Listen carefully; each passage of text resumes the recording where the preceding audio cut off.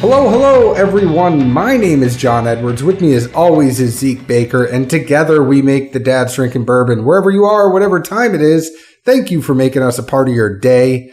Zeke, say hello to the folks. Hello. Hope everyone is doing well, wherever they may be and whatever they may be doing.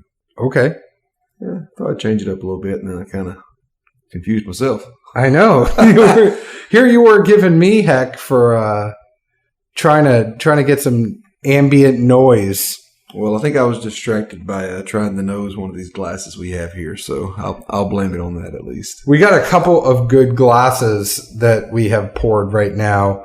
Our friends down from Barrels and Brews at Carothers Wine and Spirits in Cool Springs, Tennessee, just picked two amazing, and when I say amazing, I don't say this word lightly.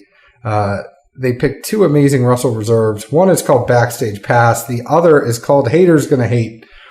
Two very good stickers on these bottles, by the way, as well. But they're both 9 years, 6 months. The Backstage Pass is a Rickhouse B, floor 6. And Haters Gonna Hate is Rickhouse H, floor 6. So if you notice, they kind of went with the B theme, Backstage Pass for Warehouse B. And Haters Gonna Hate is an H for Warehouse H. Have you confirmed this, or is this just John's speculation? No, I have confirmed this. Well, there you go.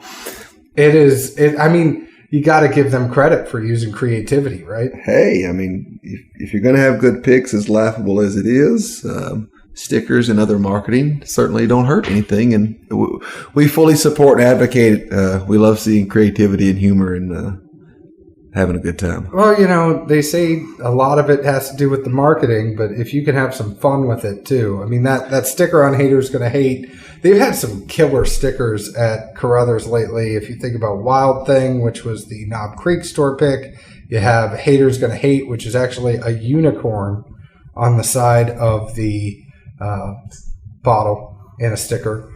It's kind of cool what they're doing. Well, you know, speaking of fun, lately, at least one of us had a pretty good time a few days ago. A few days ago today. I mean, didn't want to toot my own horn there, but you know, you had a lot of fun without me. Hey, you were invited to everything. Some of us have to work. I worked.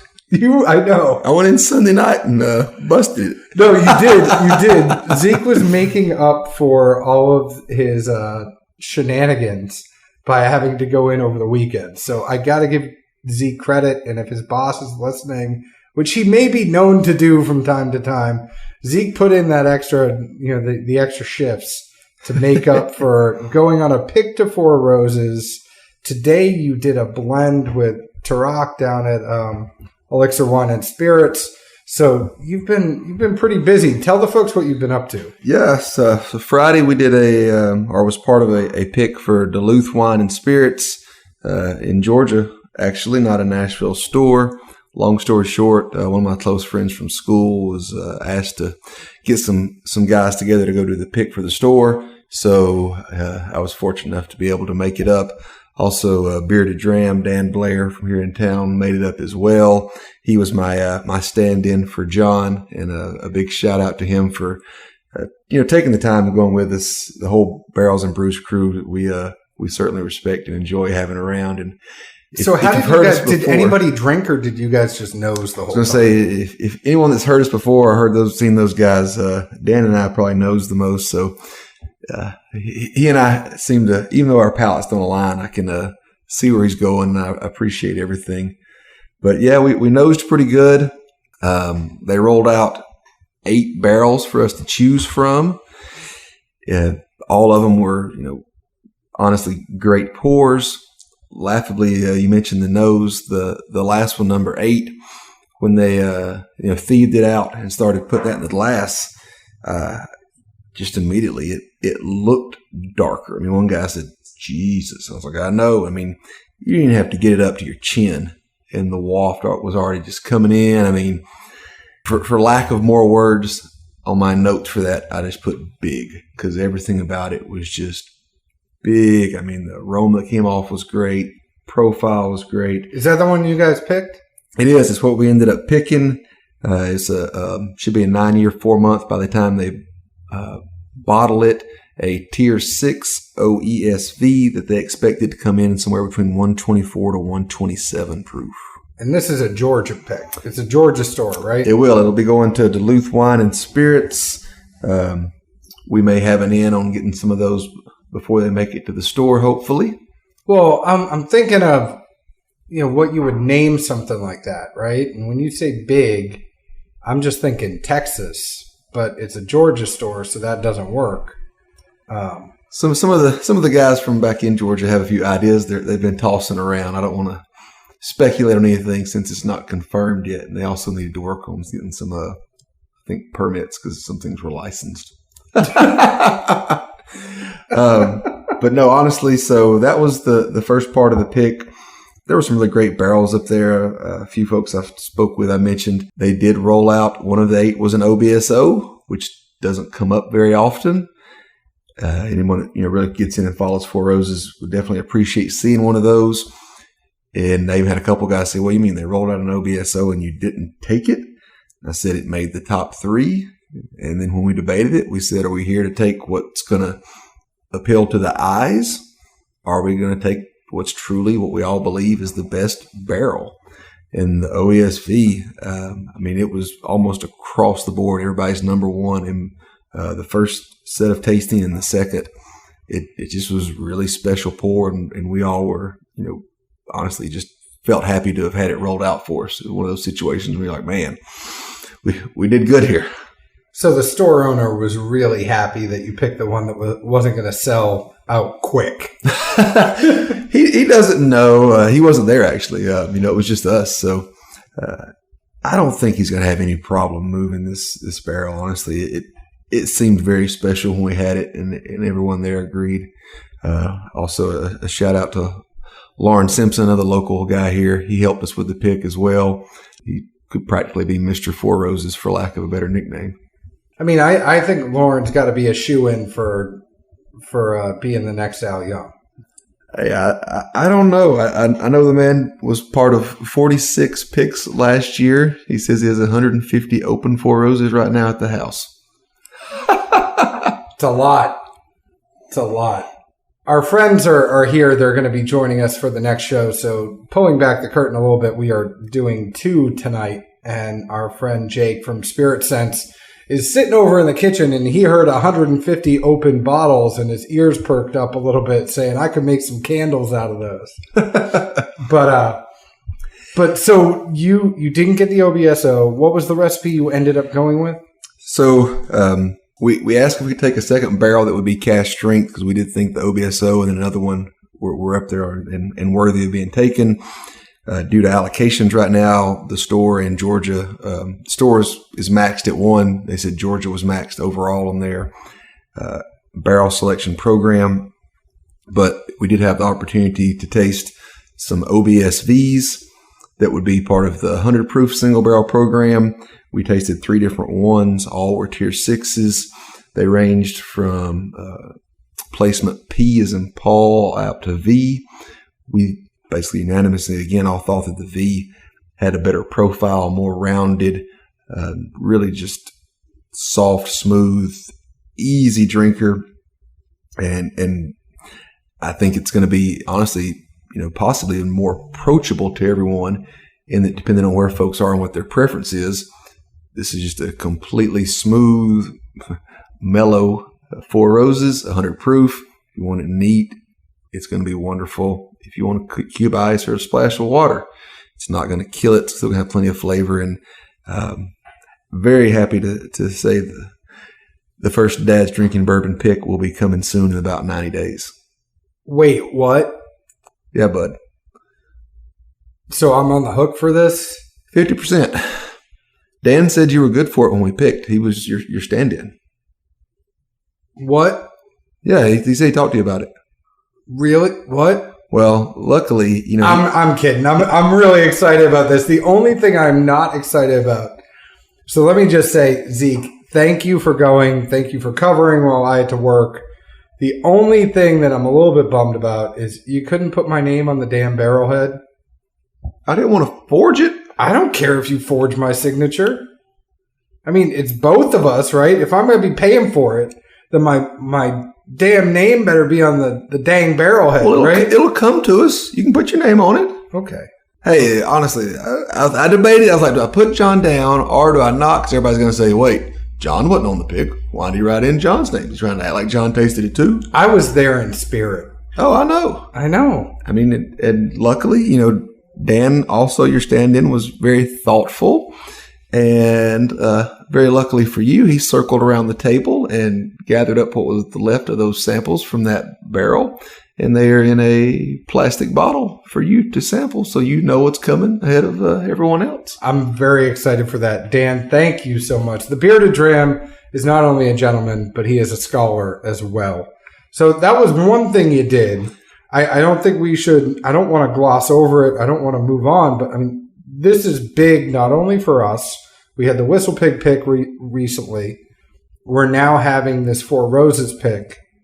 There may be some other things that are coming down the pike. We're certainly going to help stores as much as we can on going on picks with them and being a part of those. But this is our first pick that is just us. Yep. I mean, as John said, it's fun and we enjoy going on picks and helping out wherever we can. But, back when we first got into this thing and at some point conceived the notion of, well, what if it ever got to the point where we even thought we could take our own barrel? What would we want to do? And to be perfectly honest, Four Roses ranked pretty darn high. Is just even a bar for us to set of can we get there and do this? That was what we wanted to do from day one, and to go there on our second pick. I know that kind of sounds like a humble brag, and I'm not trying to make it be that, but that's what we aspired to. I think if that's where we're at now, I'm pretty excited to see what else is going to come down the road. Oh yeah, I'm just excited for about 9 days from now to have these bottles in hand, taste them, enjoy them, and we're going to work on ways to hopefully share them with as many of you all as would like to enjoy what we chose. I know you're going to have to reach out to us. I'm just excited knowing that logo on the side of the Four Roses bottle is going to be the Dad's Drinking Bourbon logo. Fingers crossed. I'm just excited that our logo is not our faces. Yeah, well, we tried to do as we have. I was told I had a face for radio.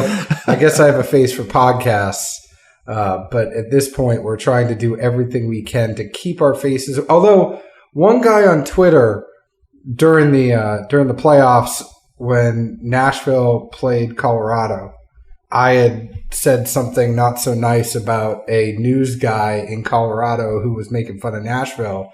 This guy came back to us and said, "You won't even show your faces. You guys are hiding behind, why don't you go drink some more bourbon? You guys are hiding behind all this stuff." And I'm like, our faces are everywhere. Look at our Instagram. There's also pictures of us and our kids. We're not hiding. Well, maybe they hadn't spent the time to fully research us. No, it was a one-trick pony. They really got on us just for drinking bourbon the whole time. And I'm like, well, it's kind of in the name, dude. It is what it is. Can't win them all. No.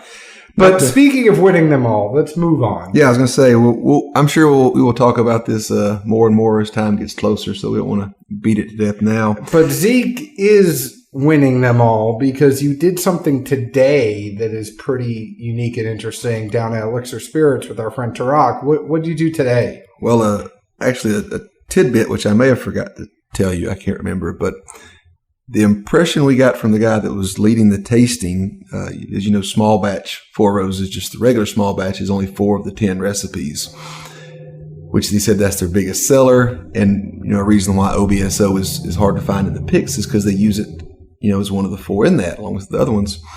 And I did ask Dan if he understood the guy the same way that I heard him, and it gave the impression that another small batch may be in the works. Not a limited release, but a small batch of different mashes, I would assume.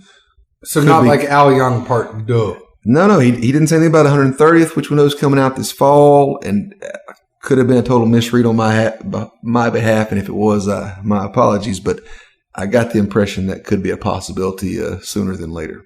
And can I just mention, that's pretty big news, but I think some of the biggest news is you finally got into Mellow Moments, didn't you? Hey, I finally clicked within the 5-minute window to get in there. I know the last time the window was open, I got in and we let you know, and 5 minutes later, after we let you know, it was closed. I mean, it's fast. I know it's, I'm sure, frustrated more than just me, and probably still does many people. It frustrated me for 3 years.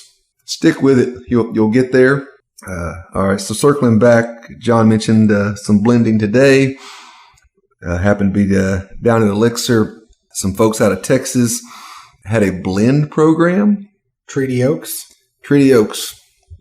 Some folks out of Texas, Treaty Oaks Distilling. The impression I got is, they have their own young mash, juice, whatever. It's all wheated. They've been growing and distilling their own stuff for, I think, 3 or 4 years now. Over that time, they've kind of had different people that would, cook everything for them, put it in. They've got their own stuff getting ready to get assembled now. But long story short, the barrels really could vary, not only from age, but entry proof, how the yeast and everything else, came together. So they had 5 different barrels out there. And from that, the goal was to taste each one. Or I'm sorry, 6. They found a bottle halfway into it. But to taste each one, work on coming up with a blend that would yield something worth bottling and would be its own, bottled as that blend. Basically a one-time thing. And not to veer off a rabbit hole too far, but definitely a concept John and I have tinkered with, or not tinkered with, but talked about offline, is a possible next evolution of store picks. Simply people blending, whether it's already a finished product or they're getting it straight out of the cask from the distilleries, and basically having a single barrel type concept regarding yield. And each blend's different. It constantly rotates. They may have a central theme about them, may not, but could really be an interesting way of just coming out with different expressions throughout the year and keeping palates fresh, I guess, for lack of a better word. As far as where they could really go with that type of concept. Interesting. So what do you think? Did you like it? It was interesting because there was one of the 6. Everyone really thought that was the best barrel of the bunch. 3, which were younger, definitely showed their youth. Kind of had that corn sawdusty taste to it. And then the 2 oldest ones, actually, they had kind of like a sour beer, or almost, a couple of guys even commented they tasted like they were a finished bourbon product or whiskey product. Just that kind of, I say red, but like kind of a thick, some type of red wine, sherry, some kind of finish. It just had a smidge of that to that. So we started, each of us throwing out different, percents and random things to see where it was. And early on, it was funny because we thought that, a smidge of one of the young ones might balance out the finished taste of one of the older ones. And we had 50% of the one everyone, thought was pretty stand up as its own barrel, 40 of one of the older ones, and then just 10% of a young that had the corn profile to it. And honestly, that 10%, it dominated the whole, yield from that. It was crazy how much that sliver of young juice, nose, palate, everything just took on its profile. We were pretty amazed by that something that small could have that much detriment to the product. Interesting. It's first off, I think people are going to be surprised. It's not often Zeke talks this much. But 2, I already know the name of this episode. It's Where in the World is Zeke Baker? Just like Where in the World is Carmen Sandiego? Because you have been anywhere and everywhere doing some pretty awesome bourbon stuff. I'm not going to lie, little jealous. Hey, it was a good time. I know I was invited, but a little jealous. Hey, they had some Dickel down there for blending that would have been right up your alley, I think. I left when it got to that point. I was drinking a bottle of Dickel. So again, I'm not just trying to do shameless plugs for our friends, but our friends from Spirit Sensor here, Jake and JR, and I was drinking a bottle of Dickel to give them an empty bottle, and it was very corny. I remember you texted me that night. Yeah, there was a lot, and I hadn't had it in a while, and I was just like, there is just a lot of corn. Yeah, which I'm sure most people have probably heard and get, but in case you haven't, I'm usually very anti that particular juice product. John always gives me a hard time that I should be more open-minded and not judge it so blindly. Yet, obviously, this was a good tongue-in-cheek to laugh when John texted me, God, this stuff tastes like corn. Well, I think what it comes down to is we had some Dickel juice that is not necessarily Dickel. It's Dickel juice that has been sourced by other places and then put out as their own. And when you have those that are Dickel-like, there is the faint hint of corn, but it's not as corn forward as some of that stuff is. It kind of makes you think when you go back to it, you're like, I might like some of those other expressions a little bit more, like that Doc 52, that it's not confirmed from them it's Dickel, but you taste it and you kind of know it. It's like, man, that one we just had, the batch 2, that is a little bit hotter. It's more of a winter drink, but it's nice. And it makes me think, if Dickel would do some cask strength stuff on their own, I think you would find people like you and I could get into it a lot more. But when you have that 90 proof, 80 to 90 something proof, and you know it's going to be very corn heavy, but not as thick as what a cask strength would be, kind of gives you a little bit of a pause. Interesting to say the least. But to kind of circle back to the blending concept, I'm not sure if I definitely haven't heard of anyone in our market or area here doing that. But if wherever you guys are, you've seen stores doing this or have it upcoming, whatnot, we'd love to hear about it and hear what folks are doing. We try and keep abreast of as much as we can, and always open to concepts, but love to see people, thinking outside the box and finding ways to do a novel product and release and change it up without having, fancy packaging from the distiller and some great story behind it. And they basically just put a label and triple charged you for what you've been buying the past 2 years. So lots of good stuff to come. You've been doing some fun stuff. I know we will be doing fun stuff together here soon.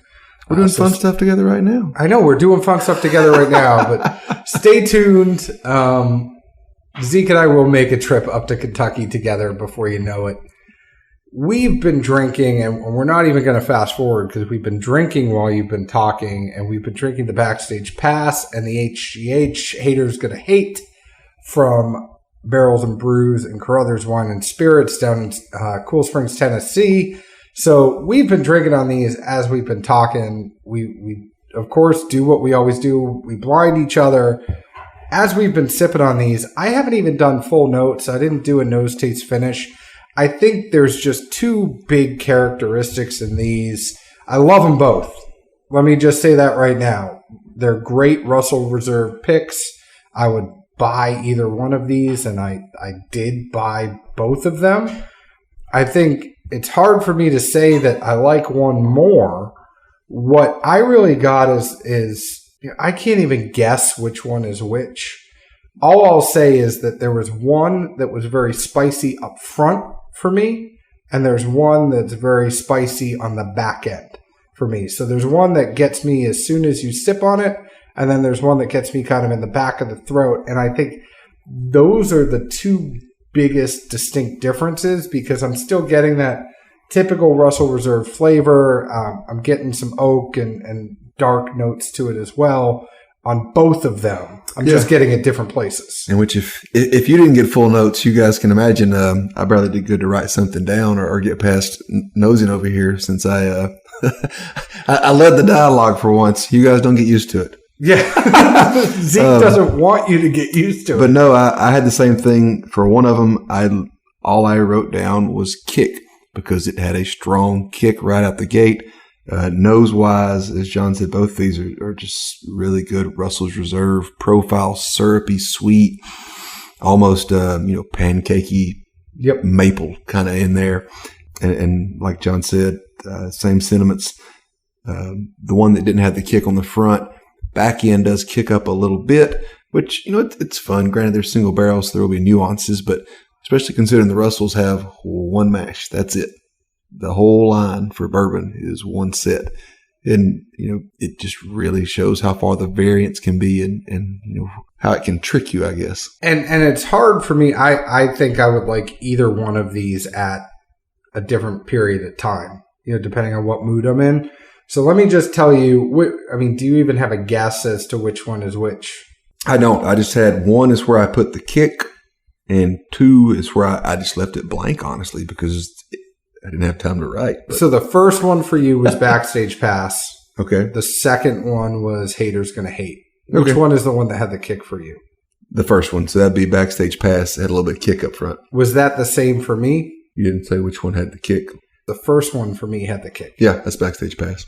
So we had the same thing. So Backstage Pass, if you're looking to get these, they do still have some Backstage Pass available. Haters Gonna Hate sold out pretty quickly. But Backstage Pass has that kick on the front. Haters Gonna Hate has the kick on the back. I like them both equally for different reasons. I think some people were saying that they liked Haters Gonna Hate a little bit more. Some people were saying they liked Backstage Pass a little bit more. And it's almost funny within the Nashville community that you get some people that are like, I like this one more. I like this one more. I'm not trying to ride the line. I just think that there's going to be a time that I like that, you have a tough day at work, you come home, I'm going to go for that Backstage Pass. If I'm sitting on the deck and I'm enjoying a sunset, I might like that Haters Gonna Hate. Well, and, in talking to people, that's two distinct different profiles. Some people want to pop up front, and that's where their whole tasting experience comes from, is if they get that kick or not. They don't really, worry about what comes behind it palate-wise or a finish, so to speak. Whereas others, which I know, you really resonate to a lot, is you like that hug going down. You want to feel the hug. Well, if that's the case, then the other barrel offers that. But again, I can easily see how we could have, 10, 20 people in a room. Everybody tastes these blind. And I think it'd be 50-50. Totally agree. But just hats off to Justin, James, and Dan. This is some good stuff. I think Zeke is going to take a quick sip of putting these both together. So while he does that, I'm just going to say, go ahead and find us on Facebook at Dad's Drinking Bourbon. Find us on Twitter at Bourbon Dads. Find us on Instagram at Dad's Drinking Bourbon. You can find our podcast on Apple, Google Play, Stitcher, Podknife, iHeartRadio, Spotify, your favorite podcast provider. Please go ahead and leave us a 5-star review. Tell us why you like us. It also lets other people know that might be looking for a new podcast why they should listen to us. Zeke, what are your parting thoughts on putting these two together before we go? Yeah, I was going to say, if you were fortunate enough to grab both of these, I think 50-50 is pretty impressive. It, to me, surprisingly balances it. The pop on the front is a little lessened. The hug on the back is a little lessened. But it is a very consistent, even kilter. You get the same kicks the whole way through from the beginning to end. And really a well-rounded pour, I think. That's good. That is something I would bottle up right there. That's a nice spice tingle the whole way through that gives you a little bit of a hug at the end. Which, before we leave, we could, mention there was someone that I think did a similar thing with 3 different barrels of OWA recently. So we can have a quick tater segment. Oh, it's all right. We'll get to it another day. Double Eagle Rare, John. I know we didn't even talk about Double Eagle Rare. We can save it for the next one. I'm sure by the time either one of these episodes run, everyone will be tired of hearing it, seeing it, thinking about it. People are going to be tired of hearing it, seeing it, thinking about it tomorrow. Well, I want to know how they decide which states are going to get one bottle, because, most states are only getting 2 to 6 of Eagle Rare 17 this year. So, how much 20-year-old product do they have?